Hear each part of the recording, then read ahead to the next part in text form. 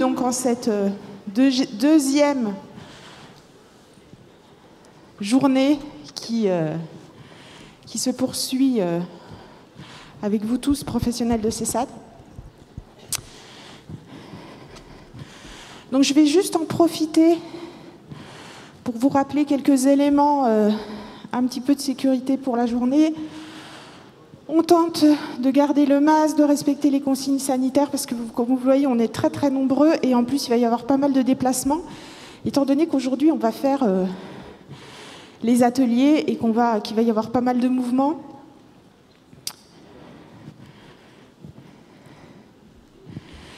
Et puis je voulais également remercier tout particulièrement les différents exposants qui sont avec nous. Vous inviter, comme on est dans la belle ville de Bordeaux, à aller rencontrer les personnes qui nous vendent des bonnes choses à manger et des bonnes choses à boire. Donc n'hésitez pas, pendant la pause, à aller vous nourrir de culture avec les livres et puis d'autres choses si vous le souhaitez. Donc j'ai le plaisir aujourd'hui d'accueillir Pierre Castelin, qui sera notre premier intervenant, et qui va nous parler de l'évaluation avec une présentation du processus de production du handicap. Et M. Castelin donc, est vice-président du réseau international PPH. Ensuite, nous aurons une présentation par notre collègue de Nouvelle-Aquitaine, donc Patricia Fiacre, qui présentera les résultats d'une enquête qui a été conduite en Île-de-France et en Nouvelle-Aquitaine, et qui s'intitule « Croiser les regards pour évaluer les besoins des enfants en situation de handicap et protégés par les services de l'aide sociale à l'enfance ». Et puis, à nouveau aujourd'hui, Robert Lafort, donc, qui est notre grand témoin, viendra nous proposer une synthèse. Et ce sera le moment de partir en atelier. Donc, on mangera tous également à partir de 13h dans un grand hall, donc tout le monde mange en même temps. On vous invite à respecter les horaires qui sont indiqués pour que la journée se déroule au mieux. Et puis à 14h30, donc on poursuivra les ateliers. À 16h45, nous nous retrouverons ici même pour écouter Johan Lachance, qui est socio-anthropologue, qui viendra nous parler de l'accompagnement des ados à l'ère du numérique. Et consigne sanitaire oblige, on avait prévu un cocktail ce soir, mais vu le contexte, on a décidé que ce n'était pas tout à fait raisonnable. Donc malheureusement, il n'y aura pas de cocktail ce soir. Voilà. Mais bon, je vous rappelle qu'on a la chance quand même de pouvoir maintenir les journées, donc c'est déjà pas mal, hein.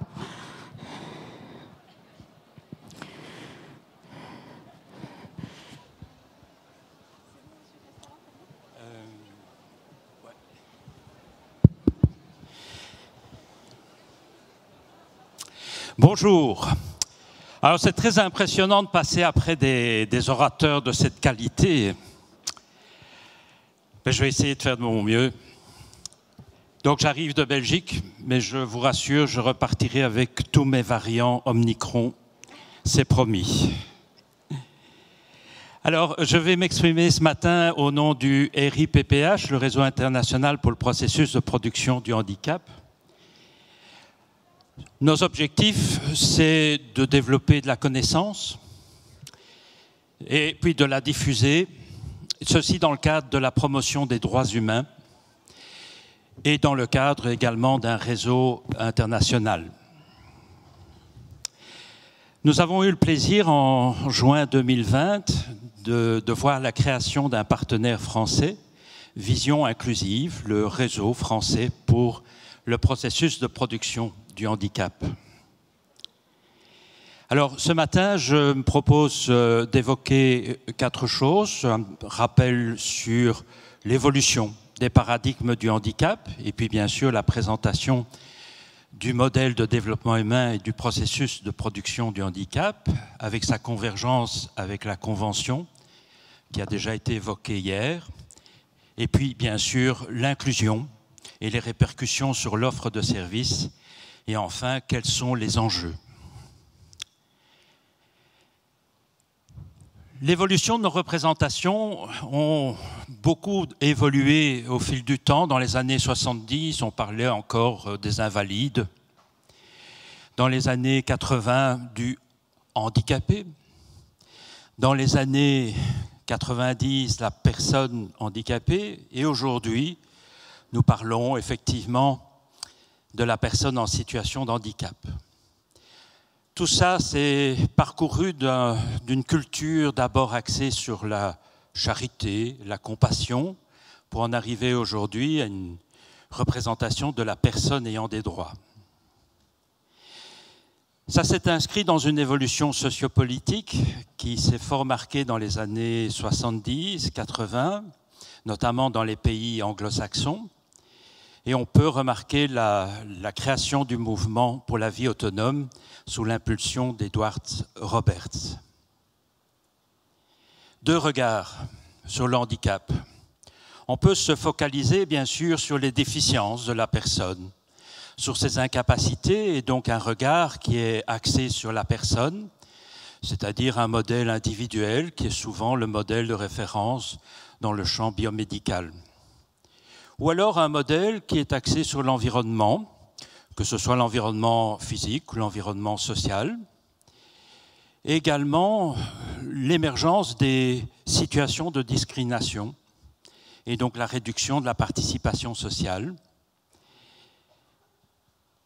qui marque donc un modèle social qui met l'accent sur l'environnement comme étant l'élément majeur qui génère les situations de handicap. Le modèle du PPH, processus de production du handicap, n'exclut ni l'un ni l'autre. Il fait la convergence entre ces trois dimensions. Alors bien sûr, il y a eu une évolution aussi des classifications. Donc dans les années 80, nous avons la première classification internationale des déficiences, incapacités, handicap,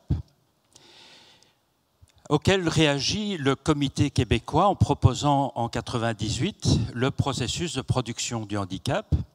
Et en 2001, la CIF, qui n'est pas un savon de lessive, mais bien la classification internationale du fonctionnement du handicap et de la santé. Et en 2018, nous avons eu la possibilité de pouvoir revoir la classification de 1998 dans une nouvelle classification du modèle de développement humain et du processus de production du handicap. Un mot sur la CIDI. Donc, la CIDI, impulsée par Philip Wood, définit le handicap comme étant un désavantage social qui est bien sûr créé par les déficiences, les incapacités de la personne et qui affecte ses rôles sociaux. Le grand absent, c'est l'environnement. Et donc, le Comité québécois, sous l'impulsion de Patrick Fougerolas, anthropologue français, même si toute sa carrière ensuite s'est déroulée au Québec, va proposer ce modèle, ce premier modèle du processus de production du handicap, dans lequel l'environnement, bien sûr, occupe une place aussi importante que les autres dimensions. Mais très vite, il y a une première critique qui apparaît, qui est le fait que les causes restent très focalisées sur le fonctionnement de la personne. En 2001, l'OMS propose sa classification de la CIF dans la continuité de la classification des maladies, la CIM-10. Et vous connaissez ce modèle qui définit d'abord le fonctionnement de la personne et la genèse du handicap et qui place l'environnement dans les facteurs contextuels. Alors c'est important de se rendre compte que c'est le fruit d'un compromis où on n'a pas souhaité que l'environnement soit pris au même niveau que les limitations de la personne. Autour de la table se trouvaient des pays qui n'étaient pas prêts à assumer la responsabilité de voir placer l'environnement comme étant un élément créant les situations de handicap.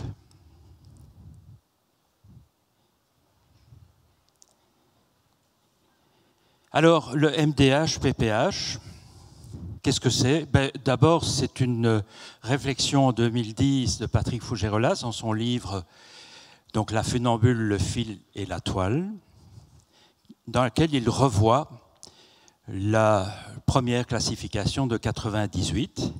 Et donc, en 2018, nous avons édité cette nouvelle classification, non plus québécoise, mais bien internationale, sur le modèle de développement humain et du processus de production du handicap. Alors, qu'est-ce que c'est? D'abord, c'est un modèle qui s'inscrit tout au long de la vie et qui propose de dire qu'il faut prendre en compte, bien sûr, le fonctionnement de la personne dans sa globalité, mais également dans ses interactions avec son environnement, proche, communautaire, sociétal, et voir également comment cette personne construit sa participation sociale, aussi bien dans ses dimensions de sa vie privée que dans ses rôles sociaux, et de voir l'interaction entre ces trois dimensions. C'est notre vie à tous. Et nous essayons tout au long de notre existence de mettre de l'huile dans les engrenages pour que ça fonctionne de façon la plus satisfaisante possible. Dans cette période du Covid, ça devient de plus en plus difficile. Les personnes que nous accompagnons vont connaître des parcours de vie perturbés, soit par un traumatisme ou une pathologie, ou par des données congénitales, ou par tout autre événement qui crée des situations de déséquilibre, d'inadaptation, que ce soit une agression, un deuil, la toxicomanie, etc.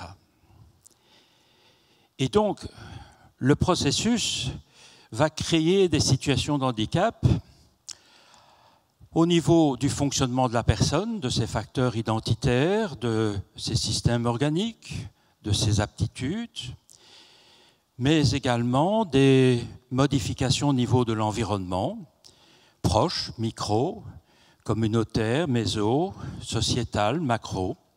Et tout ça va se traduire évidemment aussi dans la réalisation des habitudes de vie, soit de la vie courante ou des rôles sociaux.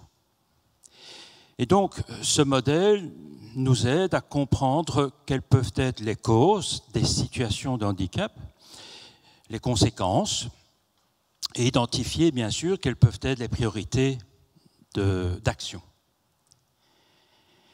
Donc, le handicap n'est plus perçu comme une caractéristique individuelle, c'est la résultante d'un produit d'interaction entre, bien sûr, les caractéristiques individuelles, mais aussi l'environnement et la perturbation sur les habitudes de vie. Donc, le handicap est défini comme étant une restriction de la participation sociale, vu les entraves qui sont créées par l'environnement. Alors, je vous propose de repasser en revue un peu ce modèle avec la situation d'une petite fille, Martine. Martine est une fille de 10 ans. Elle est cadette de 3 enfants. Ses parents sont séparés et c'est une enfant sourde, communiquant avec la langue des signes. Donc, les facteurs identitaires, nous avons tenté de définir une nomenclature de ces facteurs identitaires. Alors, ce n'est pas une nomenclature qui se veut exhaustive, elle est, je dirais encore, expérimentale, mais elle définit d'une part les caractéristiques qui sont attribuées à un individu par son contexte de vie, mais également toutes les caractéristiques qui sont exprimées par la personne dans ses relations sociales. Ce sont ses croyances, ses histoires de vie, ses valeurs, des caractéristiques psychologiques, etc. Alors, le système organique, Martine présente une surdité neurosensorielle profonde, mais elle présente aussi de l'allergie, de l'eczéma, un surpoids. Et donc, la nomenclature propose de façon très classique la description de l'ensemble des systèmes qui composent notre corps et qui nous permettent ce fonctionnement organique.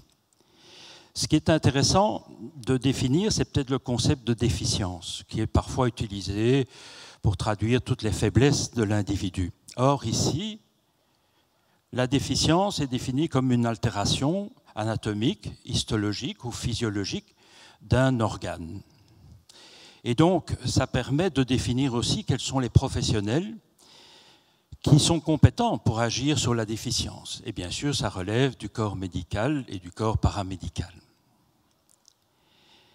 Alors, les aptitudes, Martine possède une très bonne mémoire visuelle qui l'aide dans ses apprentissages scolaires. Bon, elle doit faire par contre des efforts de mémorisation pour notamment ces tables de multiplication, etc. Donc les aptitudes, c'est les possibilités que nous avons tous de faire une activité physique ou mentale, marcher, prendre, voir, entendre, gérer ses émotions, etc. Donc là aussi, il y a une nomenclature qui propose l'ensemble des catégories d'aptitudes intellectuelles reliées au langage, au comportement, etc. Ce qui est intéressant, c'est que si nous avons en principe les mêmes aptitudes, nous n'avons pas les mêmes capacités.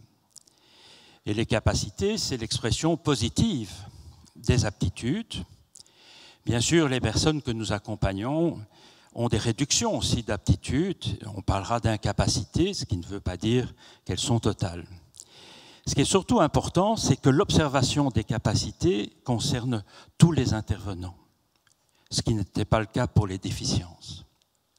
Nous sommes tous capables de pouvoir, à un moment donné, donner un avis pertinent sur certains aspects du fonctionnement de la personne. Et donc, la classification propose 379 items d'aptitudes qui traduisent l'ensemble du fonctionnement humain. Alors, c'est un dictionnaire. Ce n'est pas du tout un outil. C'est un dictionnaire qui permet peut-être d'avoir un langage commun et qui va être utilisé par des équipes pour effectivement créer des outils par sélection d'items qui permettront d'avoir effectivement un outil commun, interdisciplinaire, de synthèse de ce que chaque professionnel a pu réunir comme observation au travers de leur modalité professionnelle. Il y a un langage commun qui définit ces aptitudes, mais on propose aussi une échelle commune qui permet effectivement de donner un avis sur le fonctionnement de la personne en référence à une même échelle d'appréciation. Et il est tout à fait normal qu'on ait des divergences dans la perception du fonctionnement de la personne. Et nous disons bien, personne n'a tort, personne n'a raison. Nous fonctionnons différemment en fonction du lieu dans lequel nous nous trouvons, de la personne avec qui nous nous trouvons, de l'activité qui nous intéresse ou qui ne nous intéresse pas. Ce qui est intéressant, c'est de pouvoir prendre conscience qu'il y a des fonctionnements différents et d'en comprendre effectivement les causes. Alors, l'environnement. Bon, l'environnement de Martine, c'est entre autres que ses parents ne connaissent pas la langue des signes, mais heureusement, un frère a développé une certaine connaissance. Martine doit partager sa chambre avec son frère de 11 ans. C'est leur seul lieu aussi de jeu. C'est une famille qui est en grande difficulté économique et qui est soutenue par un centre d'aide sociale. Ça se passe en Belgique. Et bien sûr, au niveau macro, elle est soumise à la législation de l'enseignement dit spécialisé en Belgique. Donc l'environnement micro, c'est l'ensemble des environnements proches de la personne et qui peuvent être plus aisément adaptés aux besoins spécifiques de la personne. C'est sa place en classe, c'est sa maison, c'est son ami, etc. L'environnement méso, c'est l'environnement collectif, donc c'est son école, c'est les horaires de cours, c'est le système de transport scolaire, qui, eux, ne peuvent être modifiés que dans le cadre d'un ajustement dit, d'un aménagement dit raisonnable. Et la Convention des Nations Unies, si je reviens en arrière, voilà, définit d'ailleurs ce qu'il faut entendre par aménagement raisonnable dans son article 2. Donc on entend par aménagement raisonnable les modifications et ajustements nécessaires et appropriés, n'imposant pas de charges disproportionnées ou indues, qui vont être apportés pour permettre effectivement à la personne de pouvoir jouir, je dirais, des mêmes droits que les autres. Alors l'environnement macro, c'est l'environnement sociétal, c'est les réglementations scolaires, mais c'est aussi la dimension culturelle, etc., dans laquelle se développe l'individu. Ce qui est intéressant de signaler, ce sont les qualificateurs de cet environnement, et aujourd'hui ils sont plus largement utilisés. Celui de facilitateur, c'est pour désigner un facteur environnemental qui peut faciliter la réalisation d'habitudes de vie. Un obstacle, malheureusement, qu'il soit physique ou qu'il soit social, désigne un élément d'environnement qui va entraver la réalisation des habitudes de vie de la personne. Alors on en arrive aux habitudes de vie. Donc Martine, dans sa vie quotidienne, se débrouille assez bien. Bon, il y a évidemment cette problématique de surpoids. Martine aimerait bien perdre du poids et elle est d'ailleurs soutenue au niveau de son établissement par une diététicienne. Par contre, au niveau de la maison, on ne fait pas trop attention à lui donner accès à une alimentation plus équilibrée. Elle présente aussi des difficultés de scolarité, un retard de scolarité. Martine pense qu'elle va pouvoir retourner dans l'école de ses frères, qu'elle va rejoindre l'enseignement ordinaire. Donc, qu'est-ce qu'on entend par habitude de vie? Ce sont les activités de la vie courante ou les rôles sociaux qui sont valorisés par la personne en fonction de son âge, en fonction de son sexe, de son identité socioculturelle. Et certaines de ces habitudes assurent notre survie et d'autres nous permettent de nous épanouir tout au long de notre vie. Ce qui est certain, c'est que nous avons tous et toutes des habitudes différentes et que nous leur attribuons des valeurs qui sont évidemment différentes en fonction de notre contexte de vie. Alors, comment qualifier les habitudes de vie, du moins leur réalisation? On peut considérer qu'une situation de participation sociale est traduite par les habitudes que nous pouvons réaliser de façon satisfaisante sans rencontrer trop de difficultés.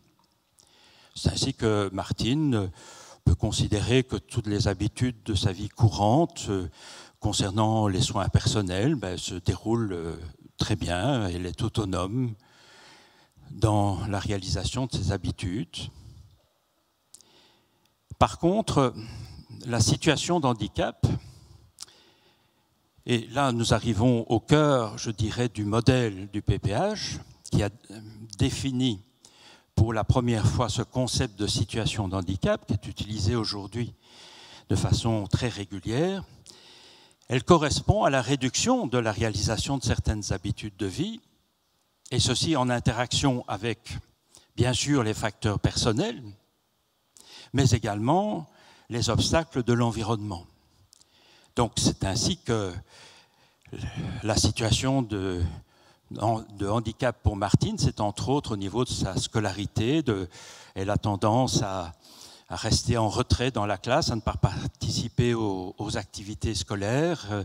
Elle a de grosses difficultés dans les apprentissages, notamment des mathématiques. On a compris aussi que ce n'était pas toujours la matière la préférée par notre présentateur précédent. Et donc, ce modèle nous permet d'avoir une lecture générale de la situation de Martine et donc de pouvoir définir les situations de handicap de cet enfant. Alors, que penser du fait qu'on utilise de temps en temps ce concept de situation de handicap en lui ajoutant situation de handicap moteur, situation de handicap intellectuel, sensoriel? Ben, ça n'a pas de sens, parce que ça veut dire qu'on réduit ce concept aux incapacités, aux déficiences de la personne. Alors que l'environnement est un élément fondamental. Qu'est-ce qu'une situation? Ben, une situation, c'est dans le ici et maintenant. Et donc, il faut faire la différence entre le statut social d'une personne handicapée, qui va être obtenu au travers d'une expertise médicale qui traduit une invalidité, et puis le concept de situation de handicap qui correspond à une réduction de la participation sociale. Or, le problème que nous rencontrons souvent, c'est que ce concept de situation de handicap est devenu un statut social. Et donc, il est souvent utilisé de façon figée, alors que la personne vit des situations de handicap. Donc, nous avons adopté un usage qui consiste à rajouter un pluriel à situation. Alors, on nous interpelle en disant « vous avez fait une faute d'orthographe ». Non, non, mais nous voulons insister sur le fait que c'est une personne qui vit des situations de handicap. Alors, le modèle a également introduit dans toutes les dimensions de ce modèle, donc au niveau des facteurs personnels, environnementaux et les habitudes de vie, des qualificateurs de facteurs de risque et de facteurs de protection. Alors, qu'est-ce qu'un facteur de risque? Bien, c'est un facteur qui est susceptible de provoquer une maladie, un traumatisme ou toute autre atteinte à l'intégrité, au développement de l'individu. Et bien sûr, inversement, un facteur de protection est un facteur qui est susceptible de prévenir l'apparition d'un traumatisme, maladie, etc. Et donc, ce sont des qualificateurs très intéressants sur le plan de la prévention. Effectivement, on peut identifier des facteurs de risque, par exemple au niveau de la santé de la personne. C'est ainsi que Martine est très fortement allergique. Elle a des allergies alimentaires, elle a des allergies aux piqûres de guêpes, avec des conséquences qui peuvent être très sérieuses pour sa santé. Mais il est important d'examiner quels sont les facteurs de protection que l'on peut mettre en place au niveau de l'environnement, que ce soit dans la gestion de l'alimentation, de ce qu'on va proposer, mais aussi au niveau des habitudes de vie. Et donc pour les équipes, ça permet effectivement d'avoir une réflexion sur l'ensemble des éléments de prévention, à condition évidemment de ne pas aller au-delà des restrictions aussi du droit de Martine à pouvoir participer aux activités, son droit à l'autodétermination. Enfin, c'est un modèle qui nous permet de voir les changements qui peuvent, au fil du temps, intervenir dans le fonctionnement de Martine, dans son environnement ou dans ses habitudes de vie, et certains outils, comme la mesure de la qualité de l'environnement ou la mesure des habitudes de vie, peuvent contribuer à cela. Alors, les applications de ce modèle se font soit au niveau individuel pour proposer des projets personnalisés, mais également au niveau collectif. C'est ainsi qu'avec certains établissements, on a essayé d'évaluer l'impact que peuvent avoir nos programmes sur l'amélioration de la participation sociale des personnes qu'ils accompagnent habituellement. Donc, sur le plan individuel, ce modèle propose, je dirais, une base pour acquérir un langage commun. Parce que même si nous partageons le français, chacun a son langage disciplinaire, a sa représentation mentale Et il n'est pas certain qu'on ait toujours compris la même chose de ce que nos collègues ont pu exprimer durant une réunion. Bien sûr, au travers de ce langage, c'est aussi rejoindre effectivement les valeurs de ce modèle qui replace la personne comme acteur et concepteur et acteur de son projet. Alors un modèle, c'est une grille de lecture. Donc un modèle, c'est une tentative, une démarche pour essayer de comprendre la complexité, de l'expliquer et d'en déduire les interventions. Donc ça nous permet de pouvoir trier les informations disponibles, de pouvoir établir une hiérarchie des informations et de pouvoir identifier quelles sont les informations qui nous manquent pour vraiment construire les projets d'intervention. Enfin, si une équipe partage ce même modèle, ça nous permet effectivement d'avoir un support pour comprendre la problématique de la personne et de construire des objectifs interdisciplinaires. Après la réunion de synthèse, où on ressortira en ayant défini de façon commune les objectifs, chacun, bien sûr, dans sa sphère disciplinaire, va construire son intervention en référence à ces modèles disciplinaires. Donc, le PPH, c'est un fil rouge qui permet de réunir tous les acteurs autour du projet personnalisé. Alors, quels sont les changements? Alors, bien sûr que ça va induire progressivement des changements, que ce soit dans la gestion des projets personnalisés. Par exemple, au niveau de l'évaluation, quelle est la place qu'on va accorder à Martine et à ses parents pour participer à l'auto-évaluation? Quelle est la place qu'on va accorder aussi dans la concertation, c'est-à-dire dans la mise en commun des informations et dans la formulation des objectifs? Quelle est la place qu'on va lui accorder dans l'évaluation de l'atteinte de ces objectifs? Alors, probablement qu'un des changements les plus marquants, c'est que souvent nous constatons lors du démarrage de suivi d'équipe que les objectifs des projets personnalisés sont focalisés sur le fonctionnement de la personne. Donc, sont traduits en termes d'aptitudes que l'on veut améliorer. Une meilleure socialisation, une meilleure communication, etc. Ce qu'on propose, c'est d'axer les objectifs sur l'amélioration de la participation sociale. Donc sur les habitudes de vie qui auront pu être identifiées comme étant prioritaires pour Martine, pour ses parents.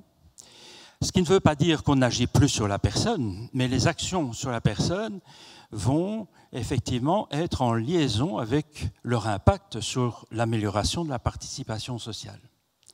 De même que les actions sur l'environnement seront également mises en interaction avec la finalité qui est l'amélioration de la participation sociale. Alors les outils, les outils viennent bien plus tard, quand les équipes sont demandeuses de pouvoir aller plus loin dans la récolte d'informations. Et ces outils, en général, permettent bien sûr d'analyser les situations individuelles, mais devront être ajustés au contexte particulier, à la mission particulière des équipes. Alors peut-être qu'il y a une situation particulière en France et qui n'est pas très confortable, c'est effectivement aussi l'émergence de la nomenclature Séraphin PH, et donc pour les équipes qui souhaitent se référer à cette classification du MDH-PPH, c'est d'être un peu écartelé. Donc, pour ce faire, nous avons établi un tableau de concordance entre les deux classifications. Et j'ai eu le plaisir de partager avec une équipe déjà une tentative de, je vais dire, de conciliation dans la définition de projets personnalisés, avec d'une part la formulation d'objectifs en référence au MDH-PPH, et puis la définition des prestations en référence à la nomenclature Séraphin.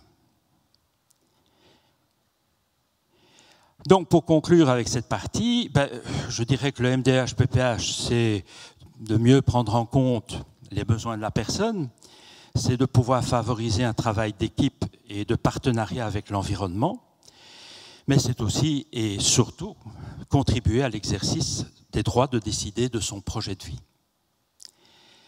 Alors, sur le plan collectif, je ne vais pas développer beaucoup plus, mais simplement dire qu'il y a une très grande convergence entre ce modèle et la Convention relative aux droits des personnes handicapées, déjà donc évoquée hier.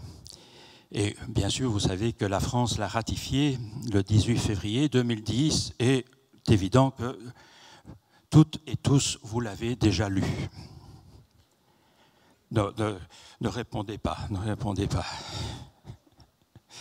Donc, je ne vais pas en faire une longue description, je vais simplement vous lire la proposition dans l'article 1 de la définition du handicap. Par personne handicapée, on entend des personnes qui présentent des incapacités physiques, mentales, intellectuelles ou sensorielles, durables, dont l'interaction avec diverses barrières peut faire obstacle à leur pleine et effective participation sociale sur la base de l'égalité avec les autres membres de la collectivité. Et donc on retrouve bien dans cette définition, d'une part la personne, d'autre part l'environnement, et enfin la participation. Et donc on est bien dans une même vision interactive entre ces trois dimensions. Et donc faire référence aujourd'hui au MDH-PPH n'est pas une finalité en soi. C'est un moyen pour effectivement s'inscrire dans la vision aujourd'hui internationale de cette convention et de cette vision interactive du handicap. Alors, participation. Ça veut dire partager. Favoriser la participation, ça ne signifie donc pas qu'il suffit d'instruire les individus, de les soigner, de les rééduquer, de les éduquer, mais aussi il faut se préparer à partager une part du pouvoir et de la puissance. Donc c'est la fin des programmes standardisés. C'est en fait créer les conditions d'être déstabilisé par l'usager. C'est accepter d'appliquer des pratiques souples, adaptées individuellement aux personnes accueillies. Dans une institution belge, et donc c'est une histoire belge, ça n'existe pas en France, une éducatrice qui était là au moins depuis 20 ans me dit, à propos de personnes adultes, avec bien sûr des incapacités motrices importantes, mais intellectuellement tout à fait capables de pouvoir s'exprimer, de communiquer, elle me dit, quoi, il va falloir leur demander leur avis maintenant? Et devant un peu ma stupeur, quand je lui ai répondu, ben, je pense que oui, elle a réfléchi un instant et elle m'a dit, ça va être le chaos. Il y avait du travail. Alors, intégration scolaire, inclusion scolaire, éducation, de quoi parle-t-on?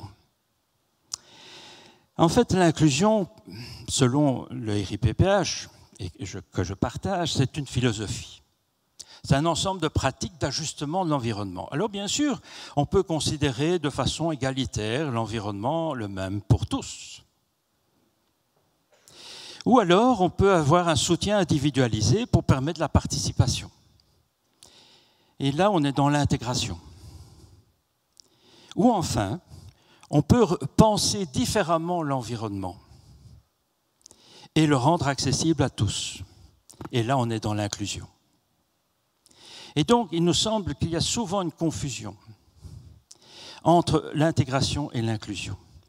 L'intégration, c'est de mettre en œuvre un ensemble de moyens qui vont permettre à un individu de pouvoir s'intégrer dans un environnement le plus normal possible, que ce soit l'école, que ce soit le travail, etc. Alors l'inclusion n'exclut pas du tout qu'il y ait des accompagnements individualisés, mais c'est surtout une responsabilisation de l'ensemble des acteurs. Et c'est donc un travail d'adaptation de l'environnement aux besoins du plus grand nombre de personnes fragiles. Et donc, c'est sortir des groupes cibles. Souvent, l'intégration propose des mesures en fonction de la nature des déficiences, des dispositifs pour les sourds, pour les aveugles, pour les personnes en fauteuil roulant, avec le fait qu'il y a un phénomène de normalisation. On a défini quels étaient les besoins de chaque groupe cible, sans envisager que chaque personne est singulière.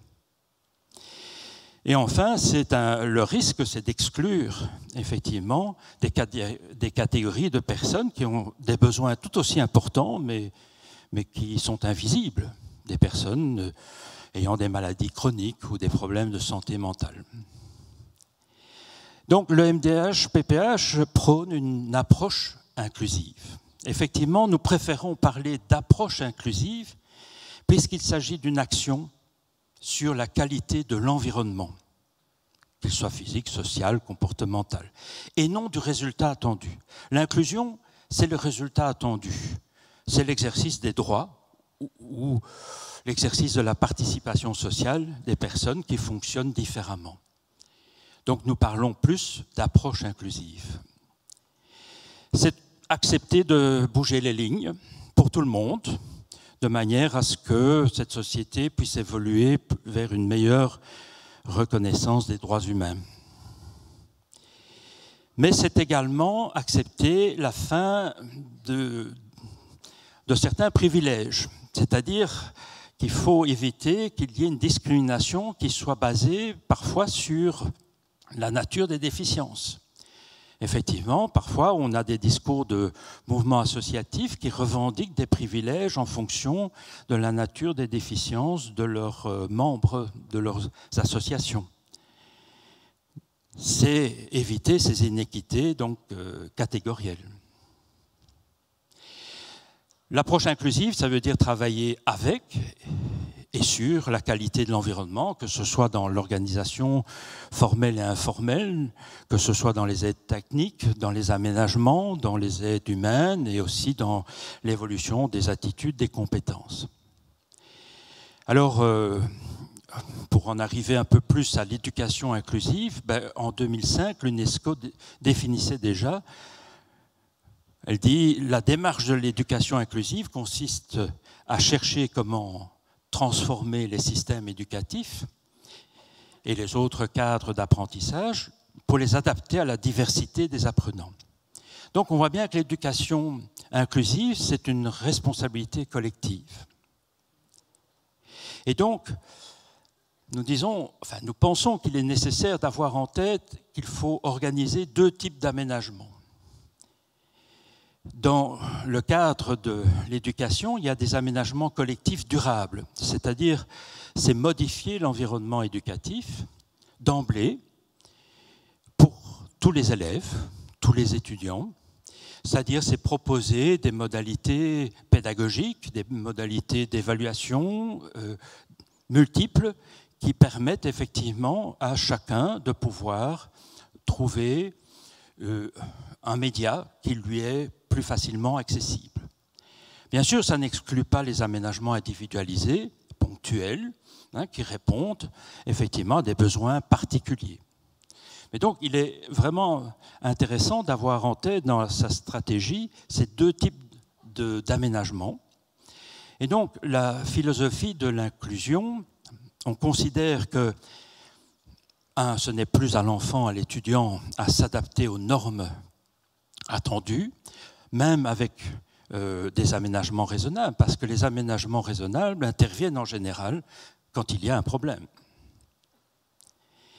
Non, le système scolaire doit se penser de sorte à être ouvert à toutes les particularités individuelles, et donc il faut essayer d'anticiper la diversité des élèves, et la pédagogie inclusive, c'est une pédagogie préventive, c'est-à-dire c'est une pédagogie qui anticipe, qui tente d'anticiper les difficultés qui pourraient émerger et qui met donc en œuvre des stratégies préventives pour empêcher effectivement l'apparition de situations problématiques.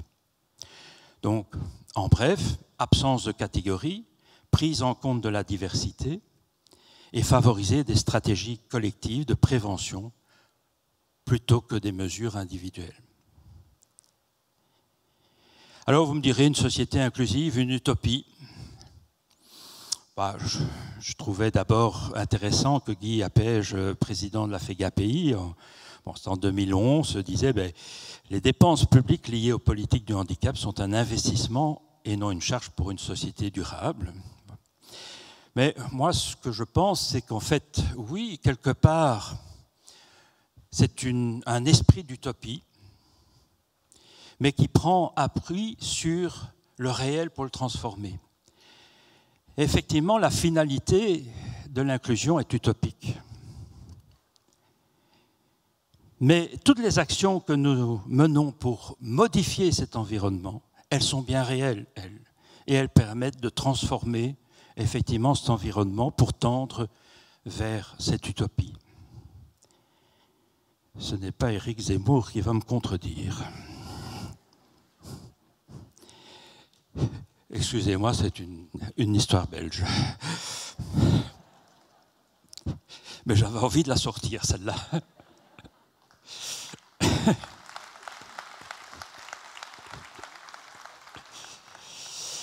Merci pour lui. Alors, une approche inclusive, forcément, va avoir un impact sur notre offre de services. Alors, très longtemps, on a considéré que, à terme, c'était la disparition des services spécifiques, d'enseignement spécialisé, etc. Alors, évidemment, j'entends déjà dans la salle, ça y est, il va me mettre au chômage. Aujourd'hui, je pense qu'on a une vision un peu différente, donc je vous rends votre emploi. Mais c'est d'avoir une vision de fonctionnement, de décloisonnement entre les services. Alors j'ai trouvé intéressant, donc j'ai eu l'occasion de découvrir vos dames. Jusque-là, je pensais à autre chose, mais donc voilà. Ce dispositif d'accompagnement médico-éducatif. Et donc, voilà, je pense que c'est effectivement extrêmement intéressant d'avoir cette vision de décloisonnement entre les différents services, entre les établissements. Ça permet effectivement d'avoir une réponse beaucoup plus articulée sur les besoins particuliers des personnes et sur une meilleure utilisation des compétences, mais ça n'est pas facile.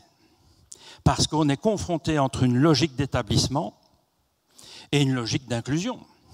Et ce sont des cultures différentes, et ce sont des financements différents. À Bruxelles, il y a eu un décret inclusion qui impose aux établissements de dire qu'il faut cesser de vivre en vase clos. Il faut absolument que vous alliez davantage vous ouvrir à l'environnement ordinaire. Oui, mais dans le même temps, ces établissements sont financés au nombre de places. Et donc, c'est très bien d'aller travailler à l'extérieur, mais il faut que ce soit financé. Et ça ne l'est pas forcément. Donc, il y a des cultures très différentes. C'est un changement aussi de culture pour chaque professionnel. Moi, j'ai été formé comme paramédical à m'asseoir devant le tandem, parce que c'était moi qui avais le savoir. Et puis, mon patient était derrière. Et aujourd'hui, effectivement, c'est d'accepter. Voilà, je vais terminer. de s'asseoir derrière, et puis de s'ouvrir davantage au monde extérieur. C'est forcément quitter sa zone de confort. Et donc, agir avec et dans l'environnement, c'est pas facile. C'est pas facile. C'est une zone de peur. Il faut découvrir de nouvelles compétences. Il faut pouvoir s'ouvrir à d'autres problèmes, mais c'est atteindre la zone de grandeur. Voilà. Et donc, les enjeux, on ne peut plus faire la politique de l'autruche. Non. Et vous avez eu déjà hier quelques échos de la rapporteure spéciale des droits, alors je ne vais pas revenir là-dessus parce que ça va vous gâcher la journée, mais lisez un peu les rapports des défenseurs des droits. En 2017, la première cause de réclamation, c'est le handicap. En 2020, la première cause de réclamation, c'est toujours le handicap. Donc il y a du boulot. Et vous savez, la diversité, eh bien, au Moyen-Âge, ça voulait dire cruel, mauvais, sauvage. Diversifié, ça voulait dire tourmenté, inquiété. Donc je pense qu'aujourd'hui, on a encore peur de la diversité. Et je conclus avec Charles Gardou. Être inclusif, ce n'est donc pas faire de l'inclusion pour corriger a posteriori les dommages des inéquités, des catégorisations et des ostracismes. C'est redonner sens à la vie sociale dans la maison commune. Merci à vous.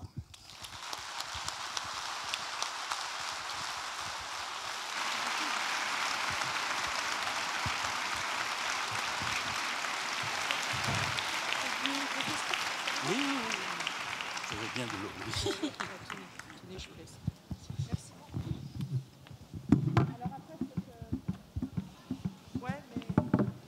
Normalement, voilà, merci. Merci beaucoup. On va vous proposer de faire des commentaires, des réactions, de poser des questions à M. Castelin suite à son intervention.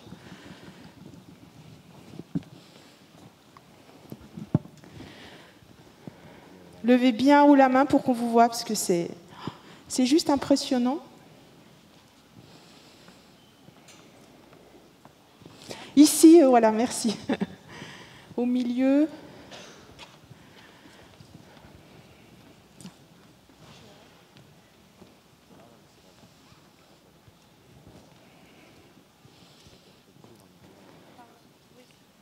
Voilà, le micro arrive, monsieur. Si vous voulez juste vous présenter très rapidement. Merci. Bonjour, donc je suis Stéphane Moreau, je travaille dans un CESAD en Haute-Vienne. Donc,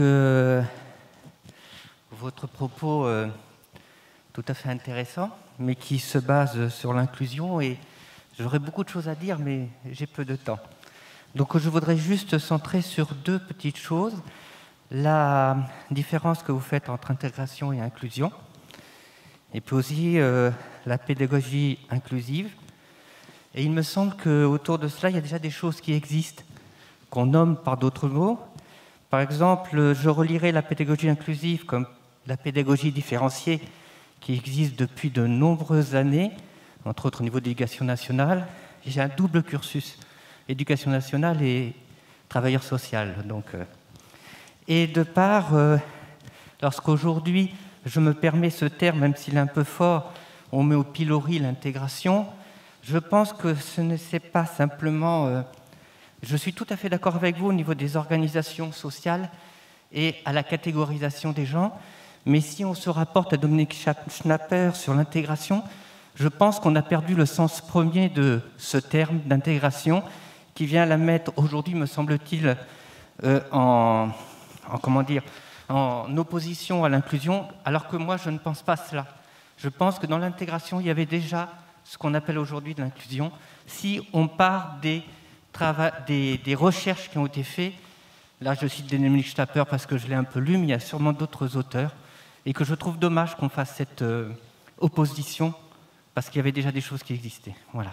Et qu'au niveau des textes, il y a déjà des textes qui parlent, sans le citer d'inclusion, mais de droit européen qui date des années 70 par rapport aux personnes handicapées en général, qui prônent déjà la vie dans la société. Et au-delà de tous ces termes, moi, ce que je préfère, c'est le vivre ensemble.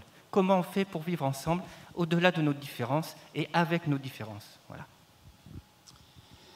Alors, j'ai peut-être mal exprimé, je n'exclus pas du tout les mesures individualisées de l'intégration.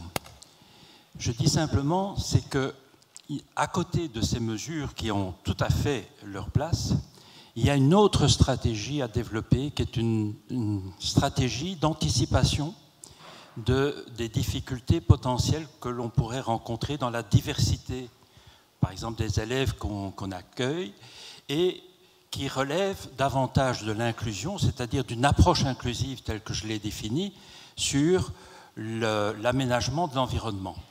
Alors, je me réfère évidemment à des expériences en Belgique où j'ai accompagné des équipes qui étaient très performante sur l'accompagnement individualisé d'élèves en milieu scolaire ordinaire, mais où il n'y avait pas du tout de réflexion, de stratégie, de transmission de compétences aux enseignants de l'ordinaire avec lesquels ils travaillaient, qu'il n'y avait pas non plus de stratégie sur, à un moment donné, les aménagements qui pouvaient être faits dans les horaires scolaires, dans l'organisation de la scolarité, pour pouvoir répondre à la diversité des situations.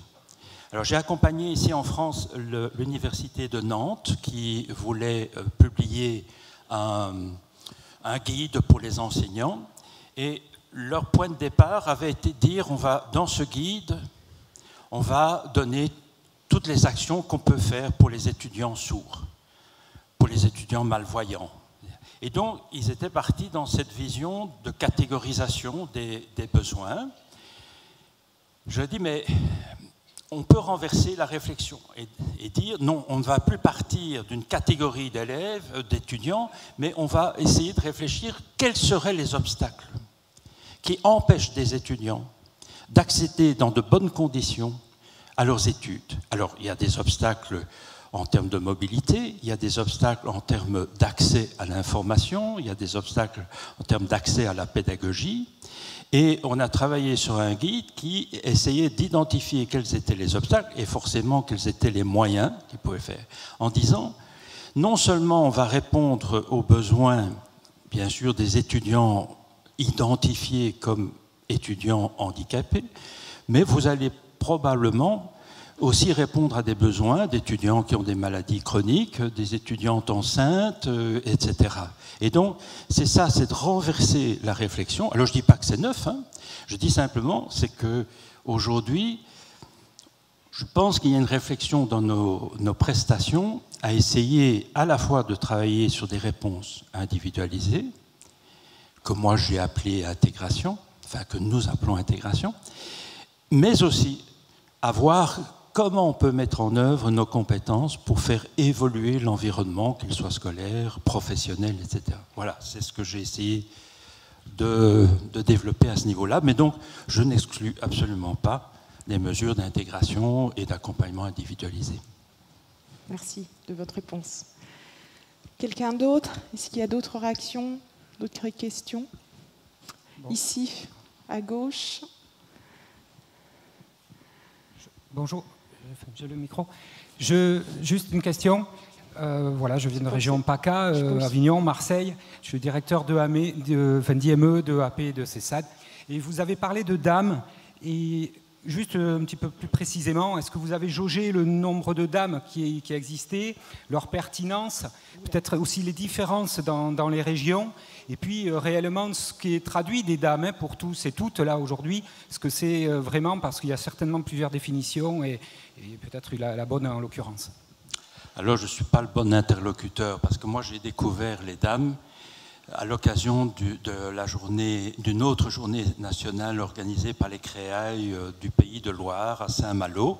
Et donc pour la première fois, j'ai découvert ces dispositifs. Donc j'ai trouvé intéressant, puisque j'ai participé à un atelier où il y avait un retour d'expérience et on voyait vraiment une plus-value, me semble-t-il, en termes non seulement de nombre d'enfants qui avaient pu être accompagnés dans ce type de dispositif, mais par rapport à des prestations qui étaient plus classiques. Mais donc, j'ai cité cela à titre d'exemple, parce que je trouvais que c'était intéressant comme exemple de décloisonnement des fonctionnements, mais je n'ai absolument pas de recul en ce qui me concerne. Je rappelle, je suis belge. Alors, en fait, les journées dont vous parlez ont été captées et sont en ligne sur le site soit de la Fédération en Créaille ou du Créaille Bretagne et Pays de Loire. Donc, vous pouvez revoir toutes ces interventions directement en ligne, n'hésitez pas. Je crois qu'il y avait également une question par ici. Oui. Je suis là, le bras levé. Ah oui, merci. Jérôme Paus, chef de service dans un CESAD à La Réunion. Je voulais partager avec vous ma réflexion. Simplement, travailler en CESAD, il semblerait naturel de penser qu'on travaille dans une visée inclusive. Et la confrontation entre la logique intégrative et la visée inclusive, elle s'entrechoque régulièrement.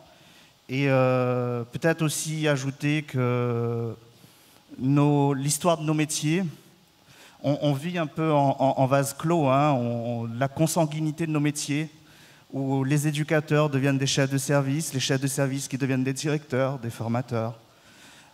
Comment penser visée inclusive quand tout le secteur est pensé en vase clos?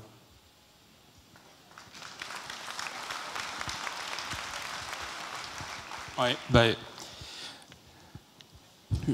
on vit la même chose en Belgique. On vit la même chose parce qu'il y a un discours politique qui va dans le sens de l'inclusion.